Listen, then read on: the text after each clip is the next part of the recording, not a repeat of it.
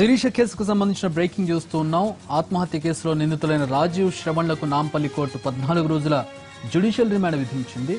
నిందితులను చెంచల్గూడ జైలుకు తరలించారు పోలీసులు. A1 గా శ్రవణ్, A2 గా రాజీవ్ను చేర్చారు. నిన్న వీళ్ళిద్దరిని అరెస్ట్ చేసిన పోలీసులు 306, రెడ్ విత్ 109 సెక్షన్ల కింద కేసులు నమోదు చేశారు. అంతకుముందు వీళ్ళిద్దరికి ఉస్మానియా ఆసుపత్రిలో ఆరోగ్య పరీక్షలు నిర్వహించారు.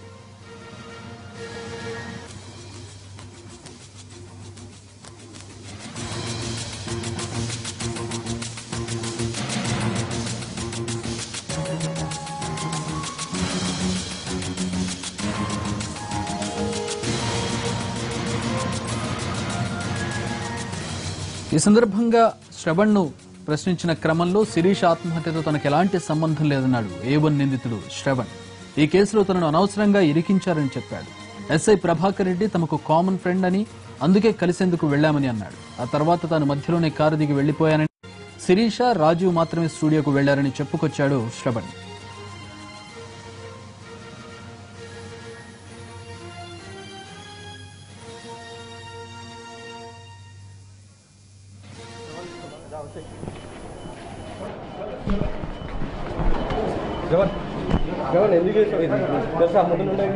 ఆ కేసులో ఎస్ఐ గారిని కలవడం జరిగింది సార్. ఈ అబ్బాయికి ఆ అమ్మాయి ఫ్రెండ్ అంతే తప్ప నాకు వేరే ప్రమేయం దాంట్లో ఏం లేదు. జస్ట్ వాళ్ళిద్దరి గురించి అని చెప్పేసి హెల్పింగ్ కోసం వెళ్ళాను. వెళ్ళిన తర్వాత వాళ్ళిద్దరికి జరిగింది తప్ప వేరేది ఏం లేదు సార్. దాంట్లో నా ప్రమేయం అనేది అంటే హత్య చేశారు అనేది ఒకటి వస్తుంది. మీరు అట్లాంటిది ఏమన్నా ఉందా? లేదు సార్. ఆ అమ్మాయి ఇద్దరు కలిసి ఇంటికి కూడా వెళ్ళినారు. మీరే ప్రధానంగా మొత్తం కుట్ర పన్నారు అనేది మీ పైన ఆరోపణ. అంతా వాస్తవం సార్. అంతా వాస్తవం. అబద్ధం అంటారా? మీరు ఏం చేయలేదంటారా? 100%. ఆమెను చంపే ఆత్మహత్యగా చిత్రీకరించారా? లేదు సార్. అలాంటిది ఏం లేదా? ఎస్ఐకి సంబంధం ఏంటి సార్? మీకు ఎస్ఐకి ఎట్లా పడతాం? నాకు కామన్ ఫ్రెండ్ సార్. అంటే వేరే ఏం చెప్పాలంటారు? కావాలని చేసావా శిరీష? ఆ కేసు విషయంలో ఎస్ఐ గారిని కలవడం జరిగింది సార్. ఈ అబ్బాయికి ఆ అమ్మాయి ఫ్రెండ్ అంతే తప్ప నాకు వేరే ప్రమేయం దాంట్లో ఏం లేదు. జస్ట్ వాళ్ళిద్దరి గురించి అని చెప్పేసి హెల్పింగ్ కోసం వెళ్ళాను. వెళ్ళిన తర్వాత వాళ్ళిద్దరికి జరిగింది తప్ప వేరేది ఏం లేదు సార్. దాంట్లో నా ప్రమేయం అనేది అంటే ఆమెను హత్య చేశారు అనేది ఒకటి వస్తుంది. మీరు అట్లాంటిది ఏమన్నా ఉందా? లేదు సార్. ఆ అమ్మాయి ఇద్దరు కలిసి ఇంటికి కూడా వెళ్ళినారు. మీరే ప్రధానంగా మొత్తం కుట్ర పన్నారు అనేది మీ పైన ఆరోపణ. అంతా వాస్తవం సార్. అంతా వాస్తవం. అబద్ధం అంటారా? మీరు ఏం చేయలేదంటారా? 100%. ఆమెను చంపే ఆత్మహత్యగా చిత్రీకరించారా? లేదు సార్. అలాంటిది ఏం లేదా? ఎస్ఐకి సంబంధం ఏంటి సార్? మీకు ఎస్ఐకి ఎట్లా పడతాం? నాకు కామన్ ఫ్రెండ్ సార్. అంటే వేరే ఏం చెప్పాలంటారు? కావాలని చేసావా శిరీష? ఆ కేసు విషయంలో ఎస్ఐ గారిని కలవడం జరిగింది సార్. ఈ అబ్బాయికి ఆ అమ్మాయి ఫ్రెండ్ అంతే తప్ప నాకు వేరే ప్రమేయం దాంట్లో ఏం లేదు. జస్ట్ వాళ్ళిద్దరి గురించి అని చెప్పేసి హెల్పింగ్ కోసం వెళ్ళాను. వెళ్ళిన తర్వాత వాళ్ళిద్దరికి జరిగింది తప్ప వేరేది ఏం లేదు సార్. దాంట్లో నా ప్రమేయం అనేది అంటే ఆమెను హత్య చేశారు అనేది ఒకటి వస్తుంది. మీరు అట్లాంటిది ఏమన్నా ఉందా? లేదు సార్. ఆ అమ్మాయి ఇద్దరు కలిసి కూడా వెళ్ళినారు.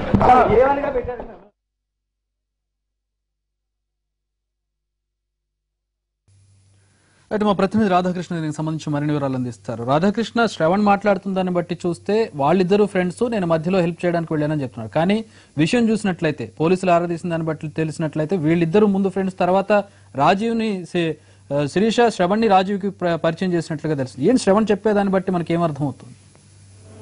ఈ కేసులో పూర్తిగా శ్రవణ్ మొదటి నిందితుడిగా పోలీసులు చేర్చడం జరిగింది. కానీ శ్రవణ్ మాత్రం తనకు ఏమీ తెలియదు, మొత్తం రాజీవ్ చేశాడనేది అతని వర్షన్ మనకు చెప్తున్నాడు. అతను అంటే ఇందులో ఈ కేసులో తను తప్పించుకునేందుకు ప్రయత్నం చేసినట్లుగా చాలా స్పష్టంగా కూడా తెలుస్తుంది. అలాగే తను నిర్దోషిని, మొత్తం రాజీవే చేశాడంటూ కూడా అతను చెప్తున్నాడు. కానీ ముందుగా కేసు దర్యాప్తులో మాత్రం శ్రవణ్కే శిరీష పరిచయం అయింది. ఆ తర్వాతనే రాజీవ్కి అతను పరిచయం చేశాడనేది పోలీసుల దర్యాప్తులో నిగ్గు తేల్చారు.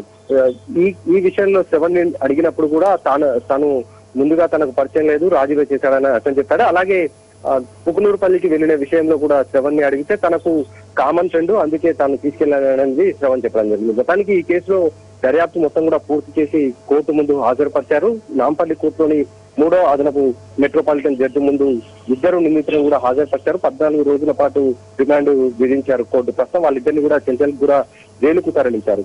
మరొక వైపు శ్రవణ్ కుటుంబ సభ్యులతో పాటు ఇటు రాజీవ్ కుటుంబ సభ్యులు కూడా ఇక్కడికి చేరుకోవడం జరిగింది. వాళ్ళందరూ కూడా ఈ సంఘటనలో వాళ్ళ ప్రమేయం ఏంటి, అసలు ఎందుకు ఈ విధంగా జరిగిందని వాళ్ళని అడిగే ప్రయత్నం చేసేటప్పటికీ వాళ్ళు మాత్రం పూర్తిగా మౌనంగానే ఉండిపోయారు తప్ప ఏం చెప్పలేని పరిస్థితులు వాళ్ళ కుటుంబ సభ్యులు ఉండడం జరిగింది. మొత్తం ఈ కేసులో ఉదయం వాళ్ళని 10 గంటల ప్రాంతంలో కోర్టుకు హాజరుపరిచేందుకు ఉస్మానియా రాధాకృష్ణ సాధారణంగా ఎవరైతే ఎఫ్ఐఆర్ తో ఉన్నారో, ఎవరైతే ఇద్దరు జంట ఉన్నారో వాళ్ళలో ఎవరైతే కారణం కొట్టాడు రాజీవే లవర్ కాబట్టి రాజీవ్ని A1 గా చేరుస్తారనేది అందరూ అనుకున్నారు. కానీ A1 గా శ్రవణ్ని చేర్చారు. చాలా మందికి ఒక క్లారిటీ లేదు.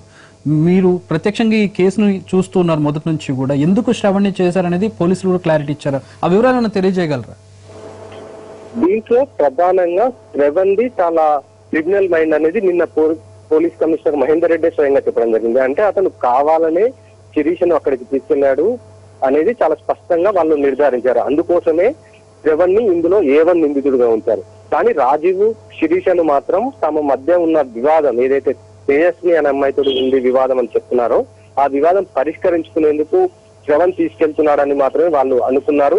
అక్కడికి వెళ్ళిన తర్వాత మిగిలిన సంఘటన అతను ఎస్ఐ ప్రభాకర్ రెడ్డి దురుసుగా ప్రవర్తించడం కానీ, అలాగే రాజీవ్ని సుమారు 3 సార్లు ప్రభాకర్ రెడ్డి ఉన్న క్వార్టర్స్ నుంచి బయటకు తీసుకొచ్చే ప్రయత్నం చేశారు. సిగరెట్ పేరిట శ్రవణ్ 3 సార్లు తీసుకొని వచ్చారనేది దర్యాప్తులో తేల్చారు. అంటే కావాలనే వాళ్ళిద్దరిని ఒంటరిగా ఉంచాలి, రాజీవ్ని బయటకు తీసుకొచ్చేందుకే శ్రవణ్ ప్రయత్నం చేశాడు. అలాగే ముందస్తు ప్రణాళికలో భాగంగానే అతను అక్కడి వరకు అంటే అంత రాత్రి ప్రభాకర్ రెడ్డి ఒక ఎస్ఐ దగ్గరికి, అంటే దర్యాప్తుకు సంబంధం లేని ఎస్ఐ, తన జ్యురిడిక్షన్ కూడా కాదు, మరో ఊరికి వెళ్లాల్సింది. ఆ రాత్రి సమయంలో ఎందుకు శ్రవణ్ తీసుకెళ్లాల్సి వచ్చింది అన్న దానిపై ముందుగా దర్యాప్తు చేసిన పోలీసులకి శ్రవణే చాలా పకడ్బందీగా వీళ్ళని అక్కడికి తీసుకెళ్లాడు.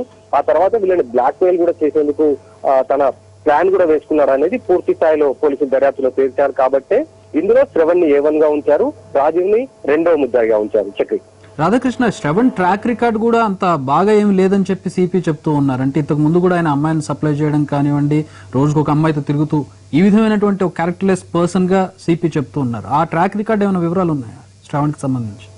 ఇతను శ్రవణ్ అనే వ్యక్తి నల్గొండ జిల్లా మాలకు సంబంధించిన వాడు. ఇతను NSCI లో కొన్ని రోజులు అక్కడ విద్యార్థి సంఘం నాయకుడిగా కూడా పనిచేశాడు. ఆ తర్వాత హైదరాబాద్ కు రావడం, ఇక్కడ కొంత అల్లరి చిల్లరిగా తిరగడం మొదలు పెట్టాడు. ఎప్పుడైతే శిరీష ఒక ఫంక్షన్ లో పరిచయం ఉందో అప్పటి నుండి ఆమెతో స్నేహంగా ఉండేవాడు, సన్నిహితంగా ఉండేవాడు. ఆ తర్వాత రాజీవ్ కి పరిచయం చేశాడు. అంటే ఈ విధంగా పరిచయం చేసుకుంటూ వెళ్ళి రాజీవ్ అప్పటికి ఒక ఫోటోగ్రఫీ స్టూడియో నడిపిస్తుండడం, అతని బ్యాక్గ్రౌండ్ చూసిన శ్రవణ్ అతని నుండి డబ్బులు కూడా చేయవచ్చు అనేది ఒకవైపు వాదనలు కూడా వినబడుతున్నాయి. మరొక వైపు శ్రవణ్ పైన చాలా అభియోగాలు కూడా ఉన్నాయి. తన స్వగ్రామంలో ఇద్దరి నుండి అతను ఉద్యోగాలు ఇప్పిస్తానని చెప్పి కూడా ఇద్దరిని మోసం చేశాడనేది కూడా దర్యాప్తులో ఒక వెలుగులోకి రావడం జరిగింది. ఆ కేసును చూసుకుంటే కూడా ఇతను గతంలో ఇలాంటి నేరాలకు పాల్పడేవాడు, కొంతమందిని మోసం చేశాడనేది ఒకవైపు, అలాగే ఇతను అమ్మాయిల్ని ఎరవేసి, అధికారులకు అమ్మాయిలను ఎరవేసి తద్వారా తన పని కానిచ్చుకునేవాడు అనేది పోలీసుల దర్యాప్తులో జరిగింది. ఈ మొత్తం దర్యాప్తులో చూసుకుంటే శ్రవణ్ క్యారెక్టర్ అనేది చాలా క్రిమినల్ మైండ్ క్యారెక్టర్ గా పోలీసులకు తెలుస్తుంది. కాబట్టి ఆ విధంగా పోలీసులు నిర్ధారించారు. Thanks for the updates Radhakrishna.